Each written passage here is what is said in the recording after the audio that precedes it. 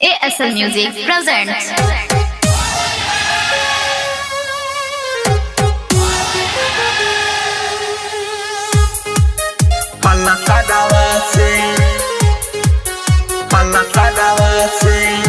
Music by SR Jehanabad. कि होलिया में चुलिया रंग के एगो छावड़ा भागल पल्ला सादावा से। कि होलिया में चुलिया रंग के एगो छावड़ा भागल पल्ला सादावा से।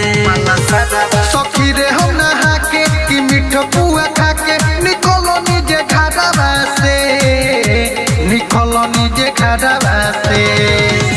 कि होलिया में चुलिया रंग के एगो छावड़ा भागल पल्ला सादावा से। कि होलिया में चुलिया रंग के एगो छावड़ा भागल पल्ला सादावा से।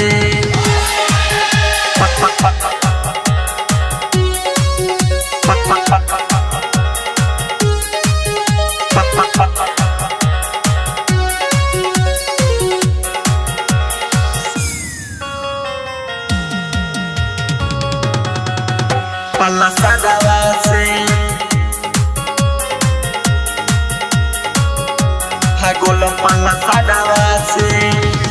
नाही ओकरा के जानी मुँह का माथा से बानी, कबो आगे घूमे कबो घूमे पीछे रे पीछे रे। दुखे मुहावा से बीड़ी बाड़ा कोडे हीरोगिरी हो ढोनिया के थके मोड़ा खींचे रे खींचे रे। पहले बाबरी तंग गिरत बाटे रंग कि मोड़ा साला बाडावा से, कि मोड़ा साला बाडावा से, साला बाडावा से। कि होलिया में चुलिया रंग के एगो छावड़ा भागल पल्ला सादावा से। कि होलिया में चुलिया रंग के एगो छावड़ा भागल पल्ला सादावा से। Music by SR Jehanabad.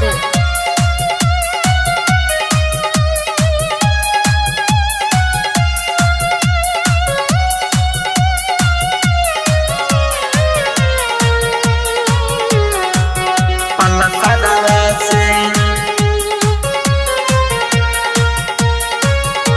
भागल पल्ला सादावा से। पल्ला सादावा से राइटर सुजित धर्मेंद्र रंग डलले बायंदर लक्ष्मण बायाइल रहे साथ में साथ में। हमर दुनु लागल टोए सखी सुनरी टिक रोए बोला के हमें मीठी मीठी बात में पढ़ैले बकेस मिलत रहे फेस कि मददला भाड़ा से, कि मददला भाड़ा से। कि होलिया में चुलिया रंग के एगो छावड़ा भागल पल्ला सादावा से। कि होलिया में चुलिया रंग के एगो छावड़ा भागल पल्ला सादावा से। सखी रे हम नहा के कि मीठ पुआ खा के निकलो निजे घाटावा से, निकलो निजे घाटावा से, घाटावा से। कि होलिया में चुलिया रंग के एगो छावड़ा भागल पल्ला सादावा से। कि होलिया में चुलिया रंग के एगो छावड़ा भागल पल्ला सादावा से।